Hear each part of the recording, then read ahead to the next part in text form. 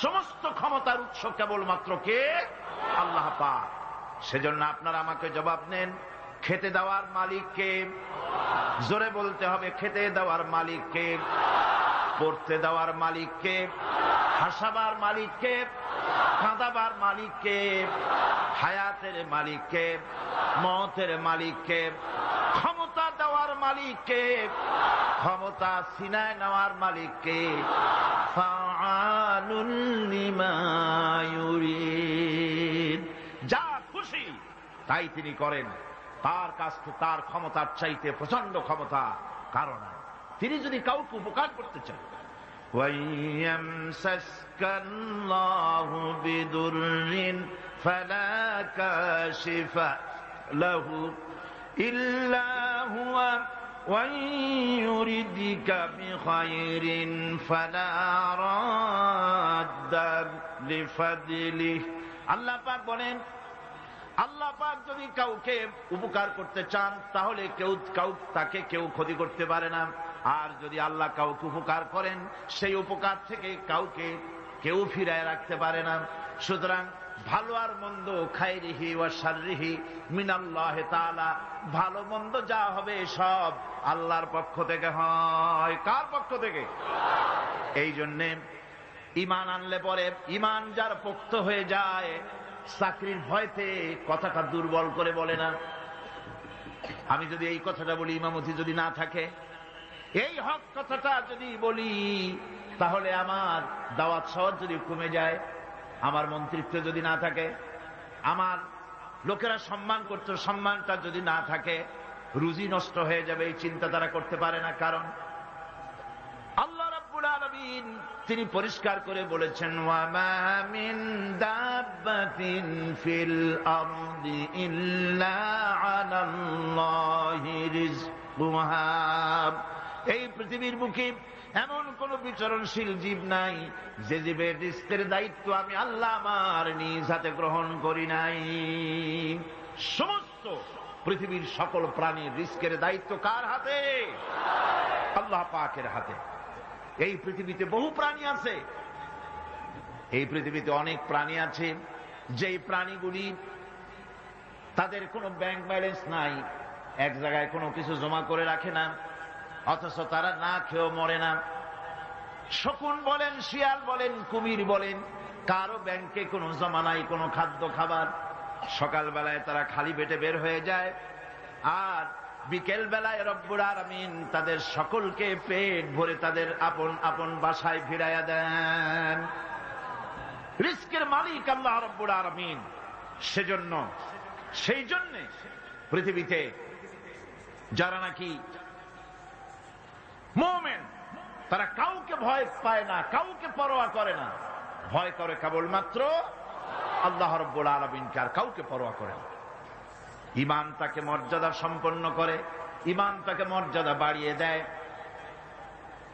রুজি রোজগারের জন্য আমার দেশের বহু মুসলমান এখনো মাজারগুলিতে গিয়ে সেখানে হাত পাতে, সেখানে চাদর চড়ায়, সেখানে আগরবাতি দেয়, সেখানে মোমবাতি দেয়, আর বলে ইয়া খাজা মেরা মতলব কো পুরা করে দে। বলে কিনা? সন্তান হয় না, বলে খাজা বাবা একটা সন্তান দাও। চাকরিতে উন্নতি হয় না, চাকরিতে উন্নতি দিয়ে দাও, ছেলে পরীক্ষা দেবে পাশ করাইয়া দাও। এইসব কথা কি বলে? জোরে কর নাউজুবিল্লাহ। আমার বন্ধুগণ, মাজারে এ ধরনের মানত করা, তারা গরু ছাগল মানত করে, এগুলি গিয়ে সেখানে যায় সম্পূর্ণ হারাম। এগুলি কি? মাজারে চাদর দেওয়া যাবে না, আগরবাতি দেওয়া যাবে না, মোমবাতি দেওয়া যাবে না, মানত করা যাবে না। মানত করা যাবে কেবলমাত্র আল্লাহ রব্বুল আলামিনের নামে। কার নামে মানত হবে? আল্লাহ ছাড়া কারো নামে মানত করা যাবে না। এই চট্টগ্রামে আলহামদুলিল্লাহ পূর্বের তুলনায় মাজার পূজা বহুল অংশে কমে গেছে। কোন আলহামদুলিল্লাহ? এ কথা ঠিক কিনা? আজকের এই তাফসীরুল কোরআনের মাহফিলে যারা এসেছেন, জীবনেও আর কোনদিন মাজারে টাকা পয়সা, চাদর, আগরবাতি, মোমবাতি এগুলি দিবেন না। রাজি আছেন? কারা কারা রাজি হাত উঁচু করে দেখান। আলহামদুলিল্লাহ, হাত নামা।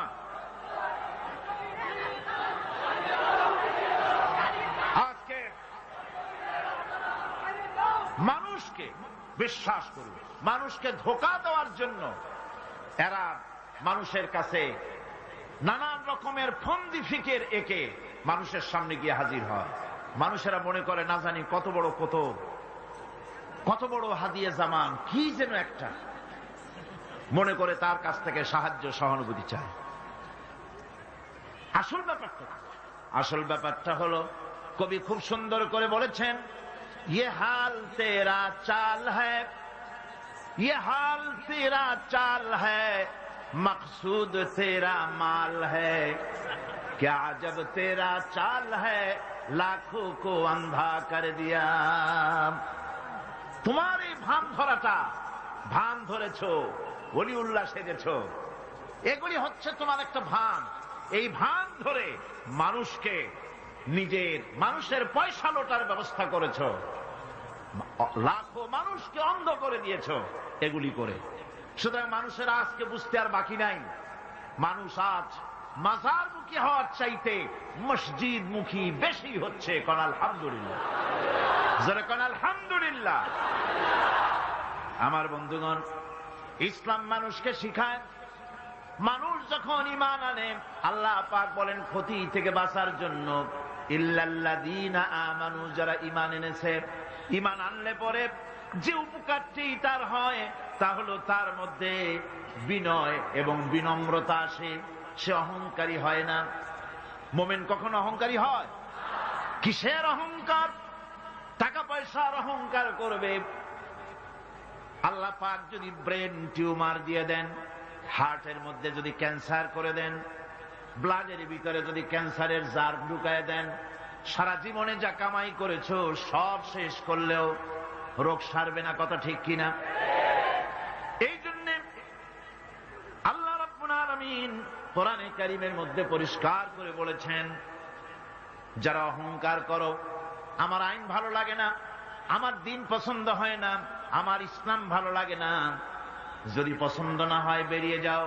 ইয়া মা'শারাল জিন্নি ওয়াল ইনসি ইন ইসতাতা'তুম আন তানফুযু মিন আকতারিস সামাওয়াতি ওয়াল আরদ ফানফুযু লা তানফুযুনা ইল্লা বিসুলতান। ইয়া মা'শারাল জিন, হে পৃথিবীর জেনেরা, ওয়াল ইনস, এবং পৃথিবীর মানুষেরা, যদি সম্ভব করতে পারো আমার এরিয়া থেকে, আমার বিশ্ব থেকে, আমার পৃথিবী থেকে বেরিয়ে যাও। পারবে না, বেরিয়ে যেতে পারবে না। আকাশ আর জমিন দিয়ে এমন ভাবে কভার করেছি, এমন ভাবে প্যাকেট করে দিয়েছি, আমার এই এরিয়া ছেড়ে বেরিয়ে যাওয়ার কোনো উপায় নাই। আছে উপায়? কোনো উপায় নাই। সুতরাং অহংকার করো না। টাকার অহংকার, বিদ্যার অহংকার, স্বাস্থ্যের অহংকার করো না। অনেকে স্বাস্থ্যের অহংকার করে। আমি বলি, স্বাস্থ্য খুব ভালো, খুব ভালো।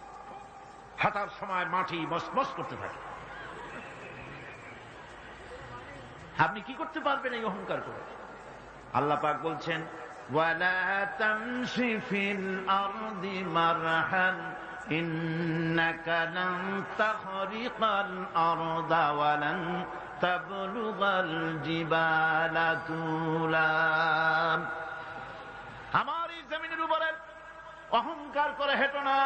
তুমি তোমার পায়ের আঘাত দিয়ে আমার জমিনটাকে ধসায় দিতে পারবে না। আর অহংকার করে তুমি পাহাড়ের উচ্চতাও ছাড়াই যেতে পারবে না। সুতরাং অহংকারও করো না। আল্লাহ পাক অহংকারীকে পছন্দ করেন না। অহংকার করা আল্লাহ নিষেধ করে দিলেন। যে ব্যক্তি মুমিন, ঈমান জেনেছে, অহংকার থেকে সে মুক্ত হয়ে যায়, এটা ঈমানের বড় ফায়দা। যে ব্যক্তি পড়েছে লা ইলাহা ইল্লাল্লাহু মুহাম্মাদুর রাসূলুল্লাহ, এই কালেমা যেই পড়লো অহংকার থেকে মুক্ত হয়ে গেল। জিকির করুন সুবহানাল্লাহ। আলহামদুলিল্লাহ, লা ইলাহা ইল্লাল্লাহ, সুবহানাল্লাহ, আলহামদুলিল্লাহ, লা ইলাহা ইল্লাল্লাহ। অহংকার কার জমিনে করবি? জমিনের মালিক হচ্ছেন আল্লাহ পাকে। জমিনের মালিককে চিল্লায় কোন? আরো জোরে বলেন, জমিনের মালিক কে? লিল্লাহি মা ফিস সামাওয়াতি ওয়া মা ফিল আরদ। আকাশের মালিক, জমিনের মালিক, সার্বভৌমত্বের মালিক, সবকিছুর একচ্ছত্র মালিকানা কার হাতের মুঠায়? আল্লাহ পাকের হাতের মুঠার মধ্যে। সুতরাং মুমিন ব্যক্তি, যে ব্যক্তি ঈমান আনবে, তার মধ্যে অহংকার থাকবে না, সে অহংকার থেকে মুক্ত হয়ে যাবে।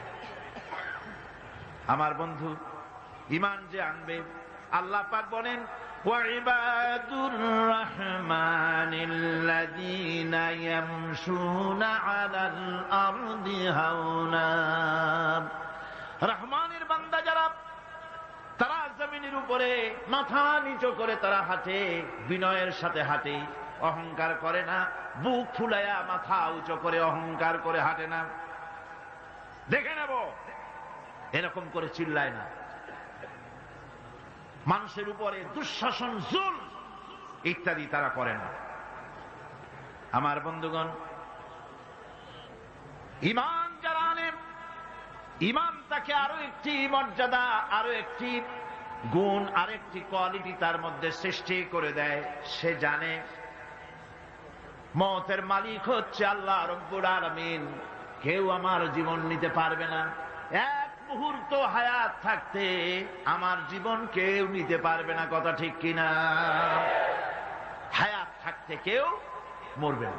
সুতরাং সে আল্লাহ ছাড়া কাউকে ভয় করবে না। মৃত্যু তো আসবেই, আজ হোক কাল হোক, মৃত্যু আসবে কিনা? কুল ইন্নাল মাউতাল্লাযী তাফিরুনা মিনহু ফাইন্নাহু মুলাকীকুম। মরণ থেকে পালাও তুমি, মরণ তোমায় লইবে ঘিরি। যদিও সুদূর আকাশ পানে, লুকাও সেথায় লাগিয়ে সিঁড়ি। এ মহারোগের ঔষধ নাই, এ মহারোগের চিকিৎসক নাই, নাই সে ঔষধ জগতে। খুঁজিয়া কাতর হইলে কি হবে, পারিবে না তারে ফিরাতে। মৃত্যু অবশ্যই আসবে এবং তোমাকে গ্রেফতার করবে। তুমি যেখানেই থাকোই না কেন, মৃত্যু আসবেই।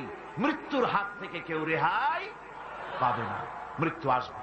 সুতরাং মরণ যখন আসবে, তখন এই মৃত্যু থেকে কেউ যখন বাঁচবে না, তখন সকলকেই সাহসী হতে হবে।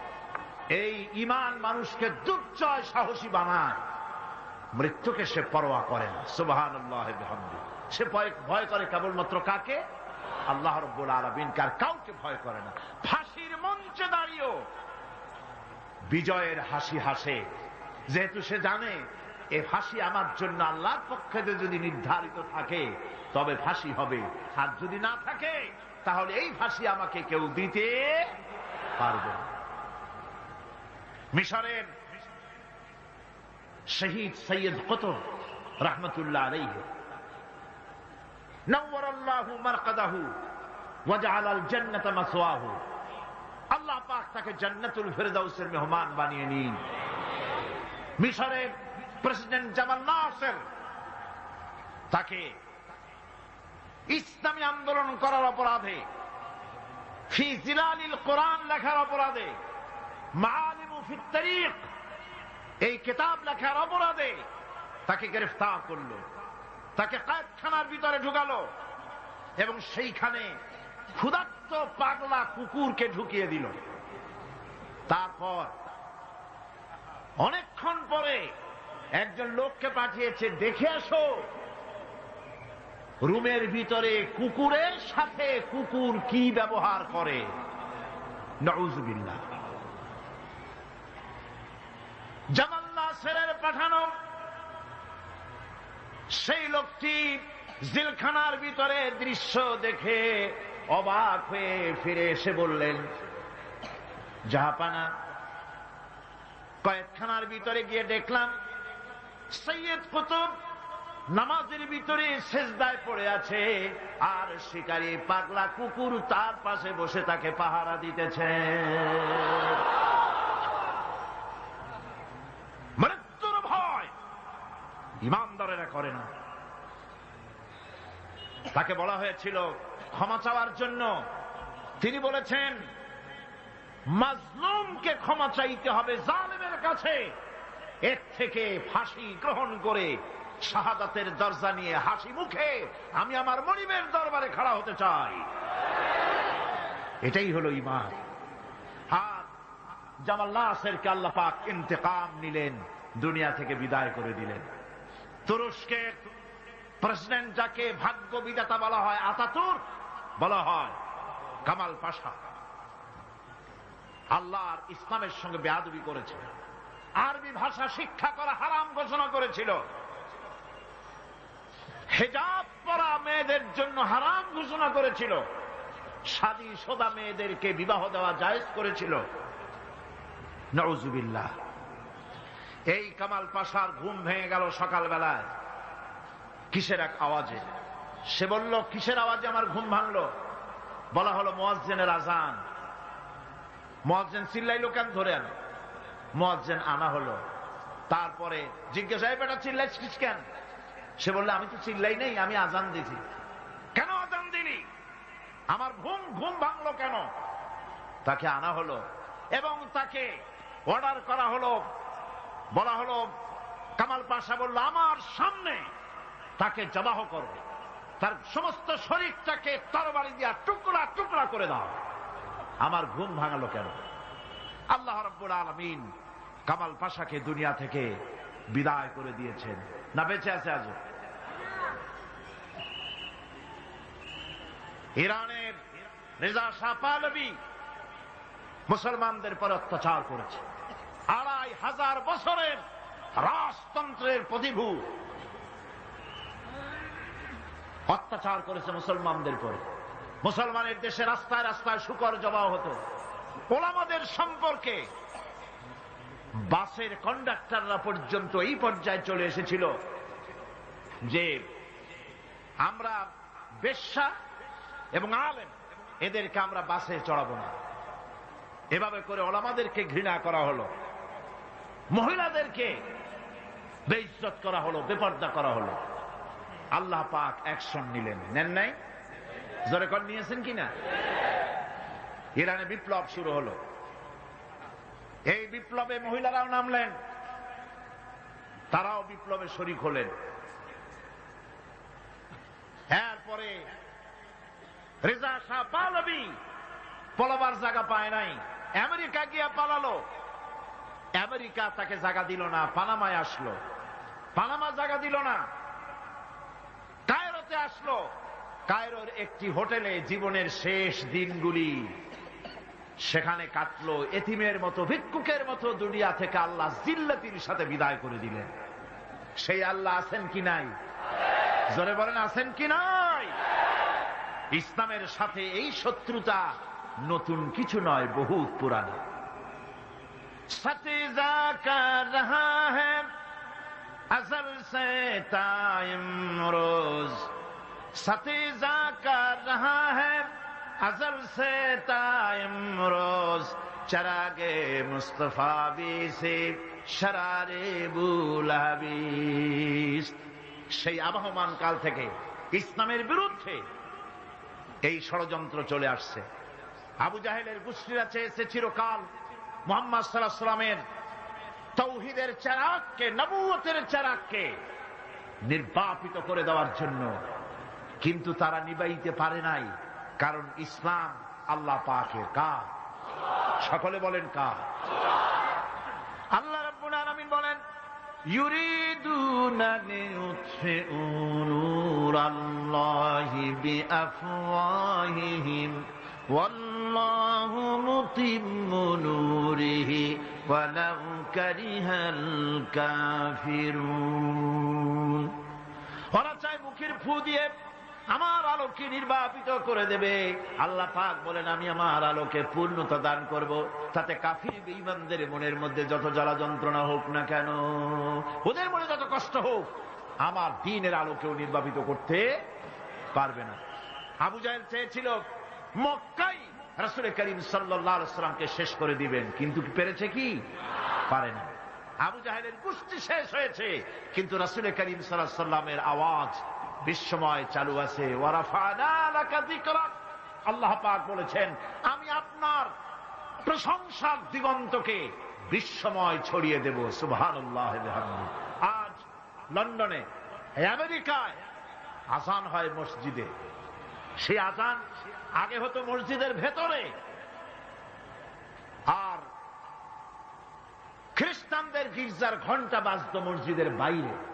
মুসলমানেরা কেস করলো কোর্টে, একই ধর্মীয় কারণে খ্রিস্টানরা গির্জার বাইরে ঘন্টা পিটায়, আর আমাদের একই ধর্ম, আমরা মানুষকে আহ্বান জানাই আযানের মাধ্যমে, সেটা মসজিদের মধ্যে দিতে দেওয়া হয়।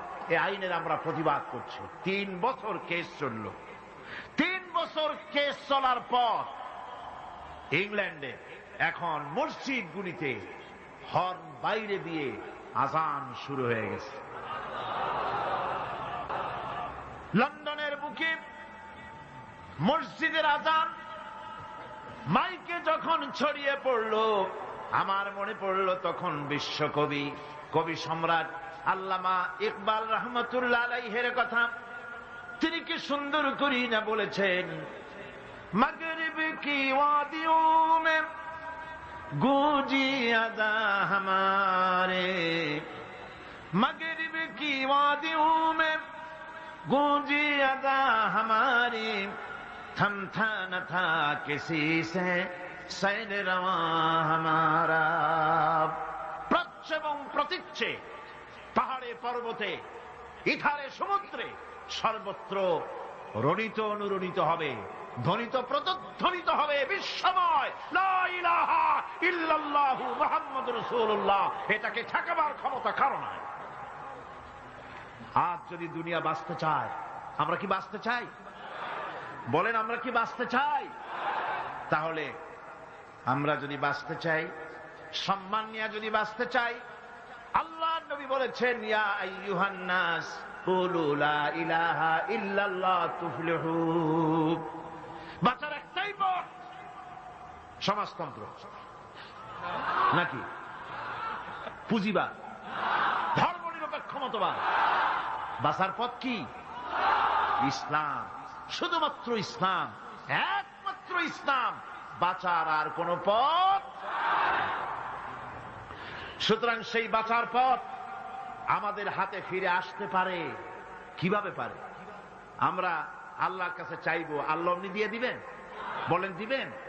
না, কোশিশ করতে হবে, চেষ্টা করতে হবে, সাধনা করতে হবে, জিহাদ করতে হবে, রক্ত দিতে হবে। সাহাবায়ে কেরাম রক্ত দিয়েছেন। রাসূল করিম সাল্লাল্লাহু আলাইহি ওয়াসাল্লাম তার দান্দান মোবারক শহীদ হয়েছে, হয় নাই? রাসূল করিম সাল্লাল্লাহু আলাইহি ওয়াসাল্লাম জীবন, তার দাঁত শহীদ হয়েছে, তায়েফে রক্ত দিয়েছেন, সাহাবায়ে কেরাম জীবন দিয়েছেন। এত কিছু করার পর তারপর ইসলাম প্রতিষ্ঠিত হয়েছে। এত সহজে ইসলাম আসে না। আজ যদি আমরা জিহাদি প্রেরণায় দ্বীন প্রতিষ্ঠার পথে এগিয়ে আসি, তাহলে এর পরিণতিতে পাবো আমরা জান্নাত। কি পাবো? জান্নাত হচ্ছে সবচাইতে বেশি লোভনীয়, আর জাহান্নাম হচ্ছে সবচাইতে বেশি নিকৃষ্ট ভীতিপ্রদ। আমাদেরকে কেউ ক্ষতি করতে পারবে না, কেউ আমাদেরকে ধ্বংস করতে পারবে না, যদি আমরা আল্লাহর পথে থাকি। আল্লাহর পথেই আমাদের জানমাল ব্যয় করতে হবে। কারণ আল্লাহ পাক কোরআন শরীফের মধ্যে বলেছেন, ইন্নাল্লাহা আশতারা মিনাল মুমিনিনা আনফুসাহুম ওয়া আমওয়ালাহুম বিআন্না লাহুমুল জান্নাহ। আল্লাহ রাব্বুল আলামিন বলেন, আমি আমার মুমিনের জান এবং মালকে আমি খরিদ করে নিয়েছি, বিনিময়ে আমার মুমিনকে আমার জান্নাত দান করেছি। সুবহানাল্লাহ। মুমিন ব্যক্তি সে ঘোষণা করবে আল্লাহ পাকের সামনে। আল্লাহ শিখায় দিয়েছেন, ঘোষণা করো, কুল ইন্না সালাতি ওয়া নুসুকি ওয়া মাহইয়ায়া ওয়া মামাতি লিল্লাহি রাব্বিল রাব্বিল আলামিন। বলো, আমার জান, আমার মাল, আমার সবকিছুকে আমি আল্লাহর হস্তে, আমার নামাজ, আমার হায়াত, আমার কুরবানি, আমার মত, সবকিছু আল্লাহর জন্য নিবেদিত করে দিলাম। কার জন্য? এই কথা মুমিন ব্যক্তিকে ঘোষণা করতে হবে, মুমিনকে মনে রাখতে হবে। মুমিন ব্যক্তির সবচাইতে বড় উপকার যে সে যত বড় গুনাহগার হোক, ঈমান তাকে এই সাহায্য করে, যত বড় গুনাহগার হোক আল্লাহ তাকে ক্ষমা করে দিবেন যদি সে আল্লাহর কাছে তওবা করে। সে যদি মাপ চায়, আল্লাহ তাকে তওবা করলে মাফ করে দিবেন। এটা হলো ঈমান। তাকে নিরুৎসাহিত করে না, ঈমান তাকে নিরাশ করে না, ঈমান তাকে আশার আলো তার বুকের মধ্যে জ্বালিয়ে দেয়। আলহামদুলিল্লাহ। বন্ধুগণ, আল্লাহ রাব্বুল আলামিনের কাছে মানুষ অন্যায় করলে, গুনাহ করে যদি মাবুদের কাছে, আল্লাহ রাব্বুল আলামিনের কাছে যদি দোয়া করে, আল্লাহ পাক বলেছেন, ওয়া ইযা সালাকা ইবাদি আন্নী ফাইন্নী করিব। ও নবী, বান্দা যখন আমার ব্যাপারে প্রশ্ন করে আপনি বলে দেন আমি বান্দার অতি নিকটবর্তী, আমি বান্দার একদম কাছে। বান্দা যদি গুনাহ করে আমার কাছে মাপ চায়, চোখের পানি ফেলে দেয়, আমি তার গুনাহকে মাফ করে দেব। আল্লাহর কাছে দুইটা ফোঁটা বেশি প্রিয়। একটা হলো জিহাদের ময়দানে যে রক্ত ফোঁটা পড়ে, এই রক্ত ফোঁটা, আর একটা হলো চোখের পানি। আল্লাহর ভয়তে বান্দার চোখ থেকে যে পানি ফোঁটা পড়ে, আল্লাহ রাব্বুল আলামিন এই পানি ফোঁটায় খুশি হয়ে যান। পৃথিবীতে এমন কেউ নাই যে আপনাকে বলবে যে আয় আমি তোর অপরাধ মাফ করে দেই। এরকম কেউ কি আছে? কেউ নেই। কিন্তু আল্লাহ পাক বলেন, আমার কাছে ফিরে আয়। চুরি করেছিস, ফিরে আয়। জিনা করেছিস, মদ খেয়েছিস, ফিরে আয়। যত অপরাধ করেছিস, ফিরে আয়। আল্লাহর কাছে বান্দা যখন তওবা করে, গুনাহ করে মাফ চায়, আল্লাহ মাফ করে দেন। শুধু মাফ করেন না, শুধু মাফ করেন না, তার সাইয়্যাত গুলি আল্লাহ রাব্বুল আলামিন হাসানাত দিয়ে বদলায় দেন। সে যে গুনাহ করেছিল, সেই গুনাহগুলি হাসানাত দিয়ে বদলায় দেন। তিনি এমন এক মহান সত্তা যার কাছে চাইলেই তিনি খুশি হন। হর হমেশা দেনে কো वो तैयार है, हर हमेशा देने को वो तैयार है, जो न मांगे उससे वो बेजार है। যে চায় আল্লাহ তারে বেশি করে দেন, যে চায় না আল্লাহ পাক তার প্রতি নারাজ হয়ে যান। সুতরাং চাওয়াটাই বেশি জরুরি। রাতের আধারে তাহাজ্জুদের নামাজ পড়ে মানুষ যখন কান্দে, মুসলিম শরীফের হাদিসে এসেছে, প্রতি রাত্রে আল্লাহ রাব্বুল আলামিন শেষ আকাশে সেখান থেকে মানুষকে ডাকেন, ও আমার বান্দারা আমার কাছে চাও, কে অপরাধ করেছো, গুনাহ করেছো। মানুষেরা ওই সময় যারা কাঁদতে থাকে, আল্লাহ রাব্বুল আলামিন ফেরেশতাদেরকে সাক্ষী রেখে বলেন, দেখো আমার এই বান্দাগুলি কিভাবে কাঁদতেছে, আমারে দেখে নাই, আমার দুজক দেখে নাই, বেহেশত দেখে নাই, শুধু আমার ভয়তে, জাহান্নামের ভয়তে কোরআন হাদিস বিশ্বাস করে যেভাবে কাঁদতেছে, আমি তোমাদেরকে সাক্ষী রাখতেছি, আমার এই বান্দাগুলিকে আমি রব্বুল আলামিন মাফ করে দিলাম। সুতরাং ঈমান মানুষকে এভাবে সমৃদ্ধ করে। ঈমান মানুষকে সমৃদ্ধ করে দেয়, তার সাহসিকতা বাড়িয়ে দেয়, তাকে হতাশা থেকে ফিরিয়ে তার মধ্যে আশার সঞ্চার করে দেয়। লা তাকনাতু মির রাহমাতিল্লাহ, আল্লাহ পাক বলছেন আমার রহমত থেকে মায়ুস হয়ে যেও না, নিরাশ হয়ে যেও না, আমার কাছে কাঁদো, আমাকে বলো, আমি জীবনের সমস্ত গুনাহ খাতাকে মাফ করে দেব। আমার ভাইরা, মুমিন ব্যক্তির ভিতরে সাহস আল্লাহ পাক সৃষ্টি করে দেন। কোন ভয় ভীতি তার মনের মধ্যে জায়গা পায় না, তার মধ্যে সাহস সৃষ্টি হয়ে যায়। তার দৃষ্টান্ত আল্লাহ পাক কোরআন শরীফের মধ্যে দৃষ্টান্ত রেখে দিয়েছেন। আমার বন্ধু হযরত ইব্রাহিম আলাইহিস সালামকে আগুনের ভিতরে যখন ফেলে দেওয়া হয়েছিল, তাকে ফেরেশতারা সাহায্য চাওয়ার জন্য বলেছিল। ফেরেশতা বলেছে, ইব্রাহিম আমার কাছে সাহায্য চাও, এ আগুন থেকে বাঁচায় দেব। ইব্রাহিম আলাইহিস সালাম বলেছিলেন, আমি তোমাদের কাছে সাহায্য চাইব না, কারণ আমি তো এমন কোন অন্ধ খোদার ইবাদত করি না যিনি তার নিজের চোখে আমার দুঃখ দুর্দশা না দেখেন। তিনি তো দেখতে পাচ্ছেন, সুতরাং আমি তোমার কাছে সাহায্য চাইব না। আগুনে পড়ে গেলেন। এরপরে রব্বুল আলামিন আগুনের প্রতি নোটিশ করে দিলেন, ইয়া নারু কুনি বারদাও ওয়া সালামান আলা ইব্রাহিম। আগুন, আমার ইব্রাহিমের জন্য শান্তিদায়ক ঠান্ডা হয়ে যা। কি বলেন? আগুন তারপরে জ্বলছিল? আগুন তারে জ্বালাইছে? আগুন তারে জ্বালাতে পারে নাই। আমার বন্ধুগণ, সাহস হারাবেন না, কোন অবস্থাতেই সাহস হারাবেন না। আজও যদি কোন নমরুদ কোন ইব্রাহিমের সন্তানকে যদি তার দলভুক্ত কাউকে যদি আগুনে ফেলে দেয়, আল্লামা ইকবাল বলেছেন, আজ ভি হো জু ইব্রাহিম কাইমা পয়দা আগ কর সকতি হ্যায় এক আন্দাজ গুলিস্তান পয়দা। ইব্রাহিমের ঈমান যদি আজও কোথাও হয় বিদ্যমান, করতে পারেন অগ্নিকুণ্ডে খুবসুরত গুলিস্তান।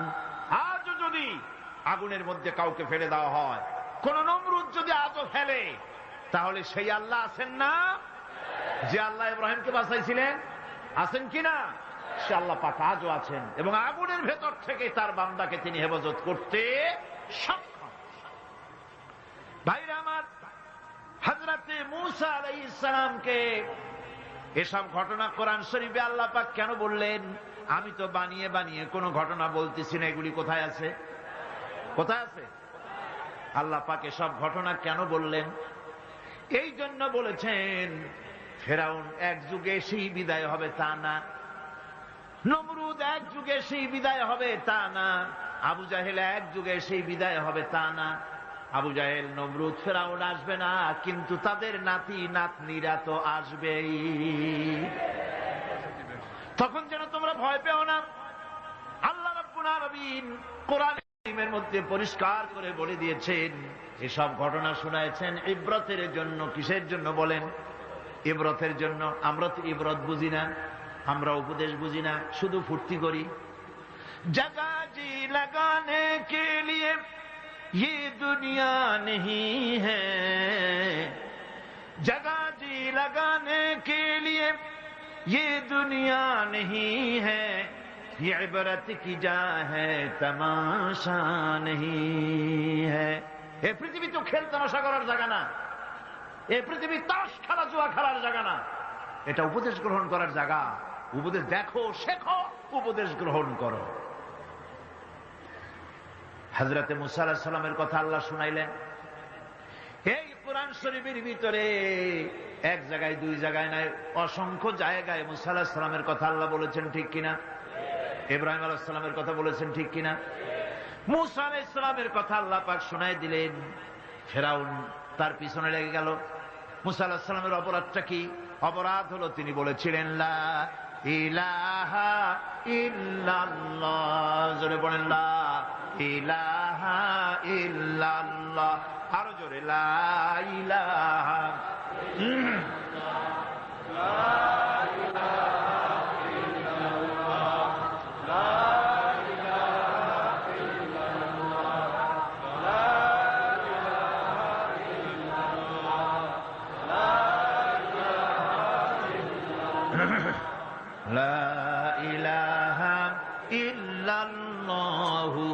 মুহাম্মাদুর রাসূলুল্লাহ। তিনি লা ইলাহা ইল্লাল্লাহর দাওয়াত দিলেন। ফেরাউন জবাবে বলল, মা আলিমতু লাকুম মিন ইলাহিন গায়রি। আমি তো জানি না, আমি ছাড়া আরো ইলাহ আছে, আমি তো জানি না। আমি তো ইলাহ, তুমি আবার নতুন ইলাহ আনলা কই থেকে? আবার যদি আমার সামনে নতুন কোন ইলাহের সন্ধান দাও, যদি দাওয়াত দাও, লাআজআলান্নাকা মিনাল মাসজুনিন, কারারুদ্ধ করে রাখবো, জেলখানায় ঢুকাবো। মূসা আলাইহিস সালাম বললেন, ফেরাউন রে, কারে তুমি ভয় দেখাও জিলখানার, আমি তোমার জিলের পরোয়া করি না, কারণ আমি আল্লাহ রাব্বুল আলামিনের পয়গম্বর মূসা কালিমুল্লাহ, জেলের পরোয়া আমি করি না। ফেরাউন তারে ঘিরে ফেলল, দরিয়ার কিনারে 3 দিক থেকে আক্রান্ত হয়ে গেল। হযরতে মূসা আলাইহিস সালামের সাহাবীরা বললেন, ইন্না লামুদরাকুন, আমরা তো ঘেরাও হয়ে গেছি, আমাদের তো আর পালাবার কোন উপায় নেই। মূসা আলাইহিস সালাম বললেন, কাল্লা, কখনোই নয়, ইন্না মা'ইয়া রাব্বী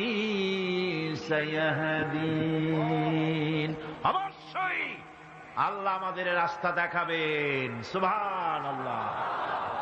একদিকে দরিয়া আর 3 দিকে কি ঘেরাও হয়ে গেছে, 3 দিকে শত্রু, একদিকে দরিয়া, পালাবার রাস্তা আছে? এর নাম পয়গম্বর। সুবহানাল্লাহ। মোমেনকে আল্লাহ শিক্ষা দিচ্ছেন, এই শিক্ষা রাখো, ভয় পাইও না। চতুর্দিকে অন্যায়, অত্যাচার, অবিচার, জুলম, শোষণ, নির্যাতন থেকে ভয় পেও না, আমি আল্লাহ আছি। আছেন না? আল্লাহ কয় এক একজনের ক্ষমতা দেই, এক এক দলকে ক্ষমতা দেই, ক্ষমতা দিয়া লিনানজুরাকুম কাইফা তা'মালুন, ক্ষমতা দিয়া তাকায় দেখি করো নাকি, কি করো। তারপরে যখন দেখি নাফরমানি শুরু করেছে, বেঈমানি শুরু করেছে, আমার গোলামদের উপরে অত্যাচার চালাচ্ছে, এটা যখন দেখি, আল্লাহ পাক বলেন আমি তখনও ওয়ায়ামুদ্দুহুম ফি তুগয়ানিহিম ইয়ামাহুন, আমি ঢিল দিয়ে দেই, দেখি পারো কদ্দুর, কদ্দুর পারো। তারপরে যখন সীমা লঙ্ঘন করে যায়, যখন প্রান্ত সীমা এসে যায়, আল্লাহ পাক বলেন ইন্না বাতশা রাব্বিকা লাশাদীদ, এরপরে আমি ধরি, আর যখন আমি ধরি, আমার হাত থেকে ছাড়িয়ে নেওয়ার ক্ষমতা পৃথিবীর কারো নাই, আকাশেরও কারো নাই। ঠিক কিনা? সুতরাং ভয় পাওয়ার কোনো কারণ নেই। মূসা আলাইহিস সালাম বললেন, ভয় পাইও না, আল্লাহ আমাদেরকে রাস্তা দিয়ে দিবেন।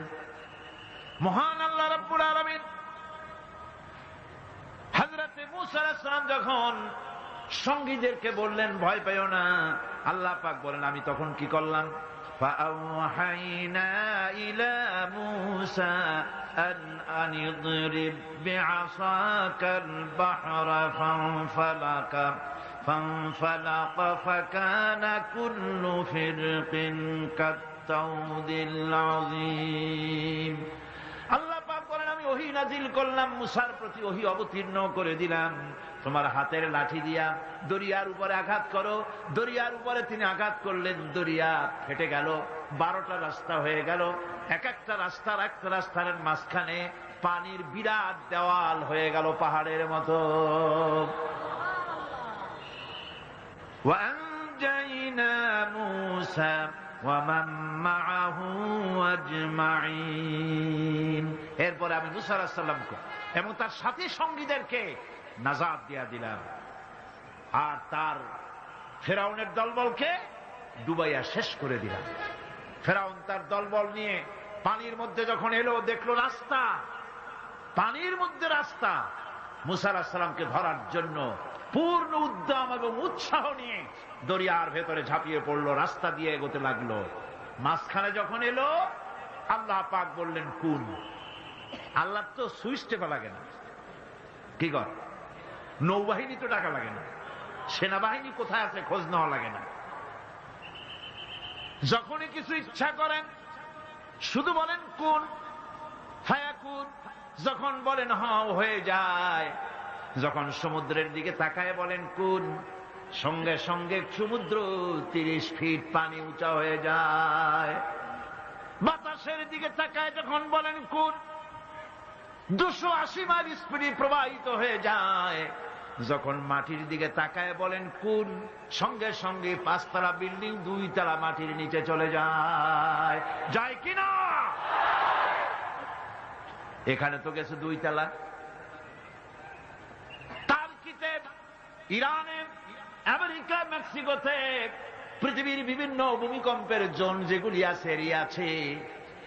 এ সমস্ত বিশাল বিশাল বিল্ডিং গুলি ধুলার মতো করে আল্লাহ রব্বুল আলামিন কালইহনিল মানফুস বাতাসের মতো করে তুলার মতো করে উড়ায় দেন। সুবহানাল্লাহ। ভূমিকম্প আমার নিজের চোখে দেখছি। ভূমিকম্প হয় কেমনে? চোখে দেখছি মানে ভূমিকম্পের জায়গায় দাঁড়ায় দেখলে তো আমি এখানে আসতেই পারতাম না। ক্যালিফোর্নিয়া, লস অ্যাঞ্জেলেস, ভূমিকম্পের পরের বছর আমার সেখানে দাওয়াত ছিল। ছবির ভিতরে আমাকে ভূমিকম্পের দৃশ্য দেখানো হলো। ওরা স্যাটেলাইট থেকে ভূমিকম্প চলাকালীন সময় ছবি তুলেছে। আমার দেশের রাস্তা হচ্ছে একতলা রাস্তা, আর আমেরিকা ইংল্যান্ডে রাস্তা 5 তলা 6 তলা। টোকিও থেকে গত বছর টোকিও সফর করলাম, জাপানে 5-6 তলা ট্রেন লাইন আছে মাটির তলায়, ইঁদুর ফেল। সেই লস অ্যাঞ্জেলেসে ভূমিকম্প হল। 5 তলা 6 তলা বিল্ডিং গুলি কাতাইয়ে সিজিল্লি লিল কুতুব, কিতাবের পাতার মতো একটার পর একটা ঠাস ঠাস করে পড়েছে। মেয়ে লোকেরা যেমন ডিম মামলেট করে, এই রকমের গাড়ি গাড়ি সুদ্ধা রাস্তাগুলির পেঁচাইয়া মামলেট বানাই দিয়েছে। আমি ছবির ভিতরে দেখছি বিশাল স্ক্রিন, আমার পেছনে যে পর্দা আছে এর থেকে বড় স্ক্রিন, অন্তত 10,000 লোক একসঙ্গে বসে দেখার সুযোগ আছে সেখানে। সব খ্রিস্টান, ইহুদি, 200 জন মুসলমান। আমি স্থান কাল পাত্র সব ভুলে গেছি। আমি দেখতে পেলাম মাটি সমুদ্রের ভিতরে যেমন তুফান হয়, মাটিতে ওই রকম তুফান হচ্ছে, আর বিল্ডিং গুলি ভেঙে যাচ্ছে, সমস্ত ব্রিজ গুলি ভেঙে যাচ্ছে। আমি আল্লাহু আকবার বলে চিৎকার মেরে উঠলাম। সুবহানাল্লাহ। কি বিশাল ক্ষমতার মালিক তিনি! শুধু বলেন কোন, সাথে সাথে হয়ে যায়। সুবহানাল্লাহ। সামান্য 3 দিনের মাতবাড়ি, একটু মন্ত্রী, হায় হায়, অহংকারের ঠেলায় অস্থির। মানুষ চেনে না, শক্তি শৌর্য বীর্য মনে করে সব আমার, কিন্তু কিছুই তোমার না। সময় যখন আসবে দেখবা তোমার কেউ না। টেলিফোনের কাছে হাত দেবা, তারও সময় পাওয়া যাবে না, তার আগেই কাম সারা। দেখেন না আমাদের দেশে পুলিশের অবস্থা দেখেন। পুলিশেরা এরা মন্ত্রী যখন আসে খুব ফিটফাট হয়ে মন্ত্রীকে সেলুট মারে, হাত দিয়ে একটা মারে, পাও দিয়ে আর একটা মারে। আমি চিন্তা করছি যে এটার হাকিকতটা কি, বিষয়টা এই যে 2টা সেলুট, হাত দিয়ে একটা পাও দিয়ে একটা, কারণটা হাত দিয়ে তো বুঝলাম যে সত্যি এরা হাত দিয়া ব্রিটিশ প্যাটার্নে সেলুট মেরেছে, কিন্তু পাও দিয়া পরে চিন্তা করলাম আসলে ঠিকই আছে। তার মানে হলো এর হাকিকত হচ্ছে যতদিন মন্ত্রী সাহেব এই সরকারের আইন মেনে, এই সংবিধান মেনে বাংলাদেশের স্বাধীনতা, স্বাধীন অস্তিত্ব, সার্বভৌমত্বকে মর্যাদা দিয়া যতদিন চলবেন এরকম মারব, আর যখন বেকায়দা করবেন হাত দিয়া না নিচেরটা দিয়া মারব। কথা ঠিক কিনা কন? আজকের যে স্বরাষ্ট্রমন্ত্রী, কালকে দেখবেন পিটানের ঠেলায় ক্ষমতায় যদি না থাকে হসপিটালে শুয়ে আছে।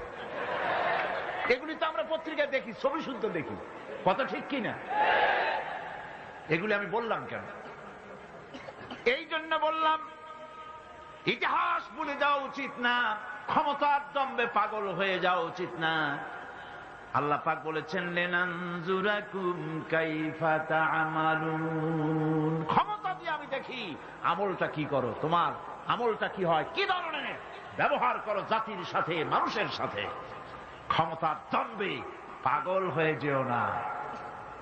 ওই যে পণ্ডিত জওয়াহরলাল নেহেরু, সেই যে পাগলা হসপিটালে গেছিল, মেন্টাল হসপিটাল, মাথায় সুন্দর টুপি, গায়ে শেরওয়ানি, চোস্ত পাজামা, হাতে ছড়ি, ইসলামিক ড্রেস। অমুসলমানদের কাছে মজা লাগে, কিন্তু দুর্ভাগ্যজনক আমার দেশের মুসলমানদের মজা লাগে না। এদের মজা লাগে অন্যদেরটা অনুসরণ করতে, নিজেরটা ভালো লাগে না। সুন্দর টুপি, সারা জীবন নেহেরু শেরওয়ানি, পাজামা, টুপি ব্যবহার করেছেন, ঠিক কিনা? এই পোশাক কার? নেহরুর বাপের? মুসলমান।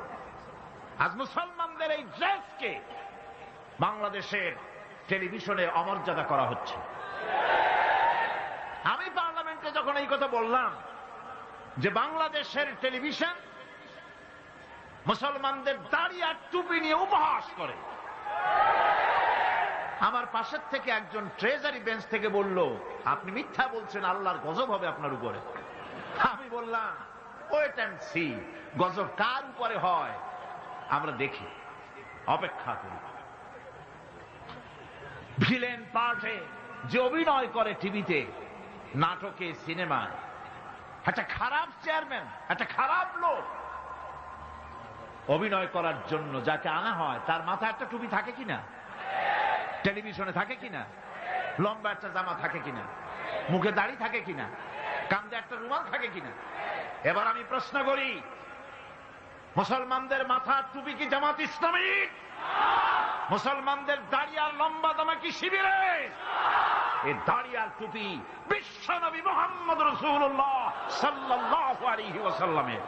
সুতরাং 12 কোটি মানুষের, 12 কোটি তাওহীদি জনতার, 12 কোটি তাওহীদি জনতার রেভিনিউ নিয়ে, তাদের ট্যাক্স নিয়ে রাসূলুল্লাহর সুন্নতের সাথে যারা বেয়াদবি করে, আল্লাহ রাব্বুল আলামিন অবশ্যই আযাব এবং গজবে তাদেরকে নিবেদিত করবে।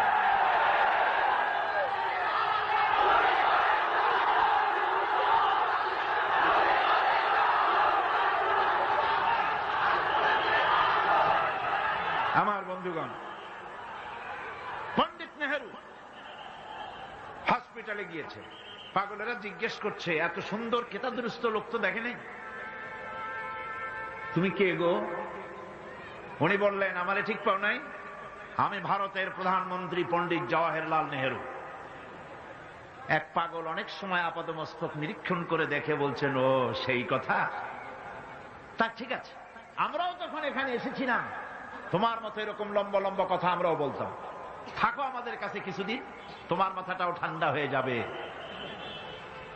সুতরাং দুনিয়ার এই রঙ্গমঞ্চে এসে যারাই স্বৈরাচার হয়েছে, মানুষের উপর নির্যাতন করেছে, নিজের মন গড়া আইন কানুনকে চাপায় রাখবার চেষ্টা করেছে, নিজের ক্ষমতাকে দীর্ঘস্থায়ী করার জন্য দলীয়করণ, আত্মীয়করণের নিকৃষ্টতম উদাহরণ সৃষ্টি করেছে, আল্লাহ রাব্বুল আলামিন গজব দিয়ে তাদেরকে বিদায় করেছে। সুতরাং এই পৃথিবীর রঙ্গমঞ্চ,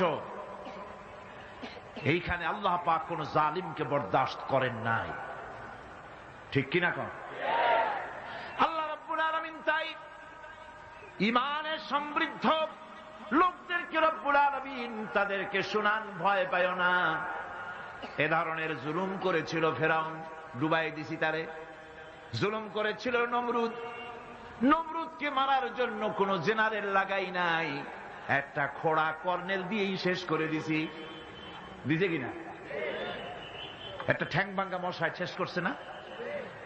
একটা ঠ্যাং ভাঙ্গা মশায় শেষ করে দিল। আবু জাহেলের গোষ্ঠী শেষ হয়ে গেল, জামাল নাসের গেল, মোস্তফা কামাল পাশা গেল, রেজা শাহ পাহলভী গেল। তাদের প্রেতাত্মা যারাই দুনিয়ায় যেই মঞ্চে আসলো আল্লাহ বিদায় করে দিলেন। কিন্তু এমনই দুর্দশা, যে যায় লঙ্কা সেই আর মানুষ হালে ফেরে না। যাওয়ার আগে খুব দোয়া করে, আল্লাহ আর একটা বার, কিন্তু গেলে আর উস থাকে না, ঠিক কিনা? আমার বন্ধু, ভয় পাওয়ার কারণ নাই। কোরআনে কারীম পরিষ্কার করে ঘোষণা করছেন, আল্লাহ রাব্বুল আলামিনের নবী তাকেও কাফির বেঈমানেরা দুনিয়া থেকে মিটাই দিতে চেয়েছে। হিজরতের রাতে হযরত আবু বকর সিদ্দিক রাদিয়াল্লাহু তাআলা আনহুকে সঙ্গে করে নিয়ে নবীজি সর পাহাড়ে চলে গেলেন। ফজর হয়ে গেল, হযরত আবু বকর বলেন, হুজুর আর বাঁচার উপায় নাই, কাফেররা দেখে ফেলবে, এখনই পালাই, গুহার মধ্যে ঢুকি। এই গুহার ভিতরে সাপ থাকতে পারে, বিচ্ছু থাকতে পারে, আমি আগে ঢুকি, সাপ করি, যদি কোনো বিপদ হয় আমার উপর থেকে হয়ে যাক, আল্লাহর নবী বেঁচে থাকুন। গুহার ভিতরে নেমে নিজ হাতে সবকিছু সাফ করে হজুরকে সেখানে তিনি ডাকলেন। নবীজি বললেন, আবু বকর, বড় কষ্ট করেছি, একটু বিশ্রাম করি। হযরত আবু বকর উলুর উপরে মাথা রেখে হুজুর ঘুমায় গেলেন। রাসূল করিম সাল্লাল্লাহু আলাইহি ওয়াসাল্লাম ঘুমিয়ে আছেন। কাফেররা খুঁজতে খুঁজতে এসে গেছে। হযরত আবু বকর বলেন, হুজুর বাঁচার উপায় নাই, কাফেররা গুহার দরজা পর্যন্ত এসেছে, আমরা তো ধরা পড়ে গেলাম। হুজুর বলেন, ভয় পেও না, চিন্তা করো না, ইন্নাল্লাহা মা'ানা, লা তাহজান, ইন্নাল্লাহা মা'ানা। কোনো চিন্তা করো না, পেরেশান হয়ো না, আমরা মাইনরিটি নই, আমরাই মেজরিটি, কারণ আল্লাহ রব্বুল আলামিন আমাদের সাথে আছেন।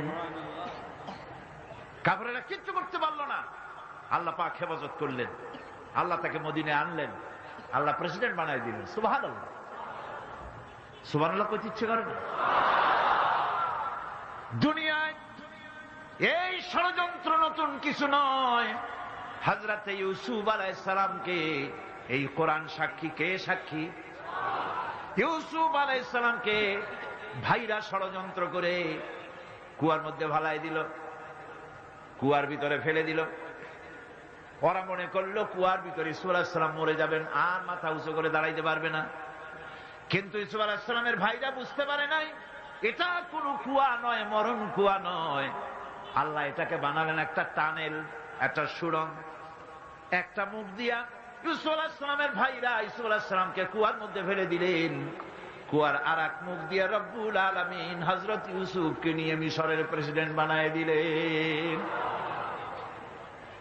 আল্লাহ রব্বুল আলামিনের এই প্রচন্ড ক্ষমতাটা।